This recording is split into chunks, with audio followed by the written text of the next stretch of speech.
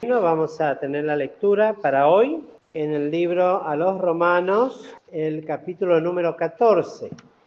Desde el versículo 1 vamos a leer, desde el versículo 1 hasta el versículo 7. Dice así la palabra del Señor. Recibid al flaco en la fe, pero no para contiendas de disputas. Porque uno cree que se ha de comer de todas cosas, otro, que es débil, come legumbres. El que come no menosprecie al que no come, y el que no come no juzgue al que come, porque Dios le ha levantado. ¿Tú quién eres que juzgas al siervo ajeno? Para su Señor está en pie, o cae, mas se afirmará que poderoso es el Señor para afirmarle. Uno hace diferencia entre día y día, otro juzga iguales todos los días. Cada uno esté asegurado en su ánimo. El que hace caso del día, hácelo para el Señor. Y el que no hace caso del día, no lo hace para el Señor. El que come, come para el Señor, porque da gracias a Dios. Y el que no come, no come para el Señor y da gracias a Dios.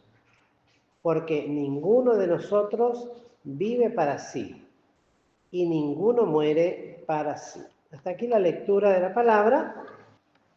Este capítulo de Romanos sigue ya el apóstol Pablo tratando la relación entre los hermanos.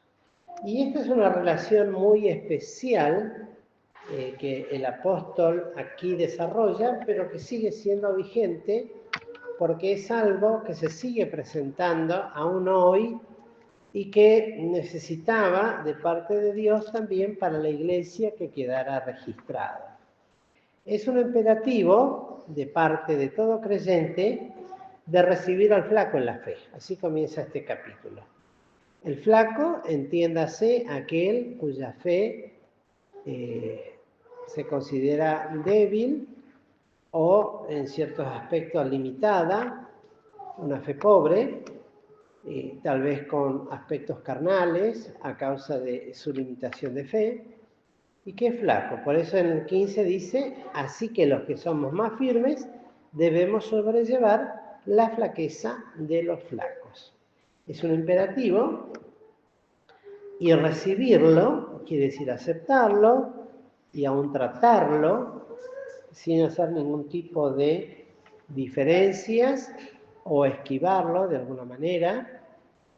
A veces suele suceder que es uno de los conceptos que el apóstol ya había desarrollado, y en el capítulo 12 decía, ninguno tenga más alto concepto de sí que el que debe tener.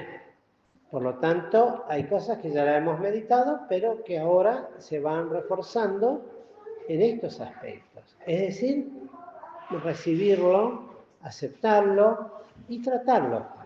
No quiere decir consentir con el pecado, pero sí entender que un hermano, y bueno, puede tener aspectos de distintas conciencias y hay, esto debemos decirlo también, cierta tolerancia debe haber entre el grado de conciencia de cada uno. No todos tenemos la misma conciencia delante de Dios. Podríamos decir el mismo discernimiento. Pero lo interesante es que en el capítulo anterior el apóstol enseñaba que había que ajustarse a los más humildes. Y acá habla de una actitud que se debe tener de recibirlo, pero, fíjense ese espero, algo adversativo, aclara. Es como decimos, bueno, yo lo recibo, pero, bueno, ese pero no es para poner condiciones nuestras, sino las condiciones que establece el Señor en su palabra. ¿Y qué condición es esta? No para contiendas de disputas. O sea, recibir a un hermano flaco en la fe no da lugar, entonces, a que eso genere contiendas, que son que las contiendas. Contender, pelear, y sobre disputas. Y ahora vamos a ver sobre qué cosas el apóstol, que son, vuelvo a decir, a veces parecen muy básicas, pero se puede aplicar en muchos aspectos. Porque uno cree que se ha de comer todas las cosas. Otro, que es débil, come legumbres. Ya encontramos dos aspectos diferentes de aquel que la conciencia le permite comer todas las cosas y aquel que es débil, dice la palabra, come o es vegetariano. Hoy sería un vegetariano, ¿no? Que come solamente legumbres. Aunque pensaba en la experiencia de Daniel, como Dios lo bendijo, porque por su conciencia, como hijo de Dios, en este caso, fiel, entendía que comer la comida del rey y de su beber no era lo que correspondía como hijo de Dios, por todo lo que eso tenía detrás, ¿no? Y el Señor lo bendijo. Pero fíjense la conciencia de uno y la conciencia de otro. No podemos decir que la conciencia de Daniel era más flaca que la de Nabucodonosor, debajo del cual estaba subyugado o cautivo. No obstante, eso fue bendición para él porque después lució distinto y fue la bendición que él y sus amigos, ¿no? Que tomaron esta decisión. El que come, miren las cosas que tiene que tratar el apóstol. El que come, no menosprecie al que no come. Por el cambio que hizo la transición Y porque había una mezcla de judíos y creyentes, y incrédulos ahí. O sea, incrédulos, gentiles, perdón. Gracias. Había gentiles y judíos. Los judíos seguramente, aunque convertidos, bueno, era todo una idiosincrasia y siglos. Y Pedro mismo lo dijo cuando el Señor le mostró en ese lienzo que bajó delante de él, mata y come, y había toda suerte de animales. Y Pedro que le dijo, no Señor, que ninguna cosa común o inmunda ha entrado a mi boca. Y el Señor le dice, lo que yo he santificado, no lo llames tú común o inmundo. Y no estaba hablando de la comida en sí misma, sino de la experiencia que después tendría que tener Pedro con los enviados de Cornelio. Entonces, no menosprecie. Eso es algo que cada uno tiene que, su conciencia, ejercerla para ver cuál es su actitud. Si piensa que es más fuerte que los débiles, bueno, tiene que amoldarse a los débiles. Esa es la realidad. En ese aspecto. ¿Por qué? Porque el que no come, no juzgue al que come. De la misma manera, aquel que se priva de alimentos, por su conciencia, tampoco juzgue, no deja a ninguno librado. No solamente pone a uno para que se ponga al nivel del otro, sino también el del otro, que no juzgue al que come. Eso es malo.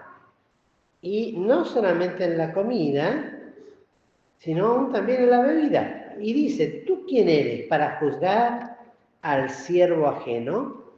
Para su Señor está en pie. Y está hablando de Cristo. Y somos todos siervos del Señor Jesucristo. Para su Señor está en pie o cae. Mas se afirmará que poderoso es el Señor para afirmarle. Aún en la condición en la que puede estar, la esperanza debe ser que el Señor va a obrar y no debe haber juicio. de parte de ambas partes. Debe ser un trato sujetándonos los unos a los otros con la honra que nos debemos los unos a los otros. Uno hace diferencia entre día y día y otro juzga iguales todos los días. Cada uno esté asegurado en su ánimo. Hay algunos en ese tiempo que guardaban evidentemente un determinado día y otros no.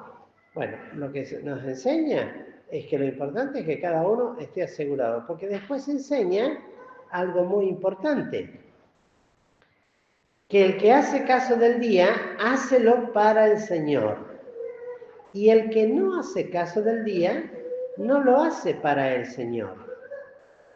El que come, come para el Señor, porque da gracias a Dios, y el que no come, no come para el Señor y da gracias a Dios.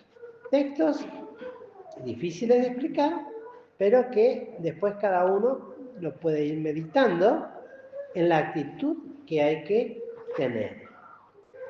¿Por qué? Porque ninguno de nosotros vive para sí y ninguno come para sí. Que si vivimos, para el Señor vivimos, y si morimos, para el Señor morimos. Así que o que vivamos o que muramos, del Señor somos. Porque Cristo para esto murió y resucitó y volvió a vivir para ser Señor así de los muertos como los que viven. Mas tú, ¿por qué juzgas a tu hermano? O tú también, ¿por qué menosprecias a tu hermano?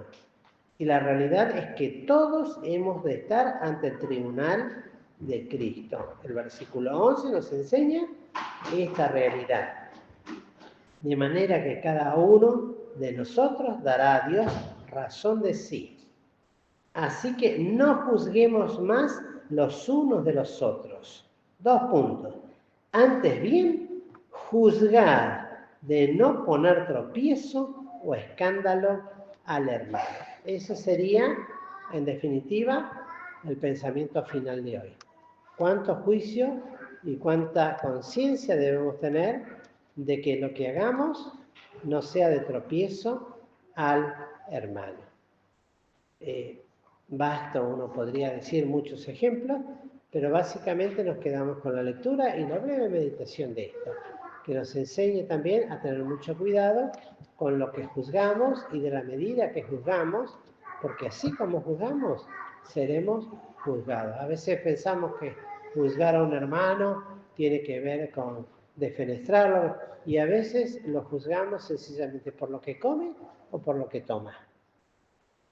Yo no lo hago. Bueno, bien haces, lo haces para el Señor.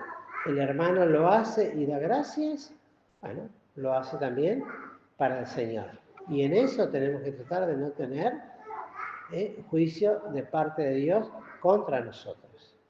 Porque con la medida que medimos, volveremos a ser medidos. Hasta tanto y cuando el Señor pueda dar luz y entendimiento a ese hermano y al otro hermano. ¿Para qué? Para que ambos crezcan en el conocimiento de Dios y en la gracia de nuestro Señor Jesucristo. Que el Señor nos bendiga, queridos hermanos.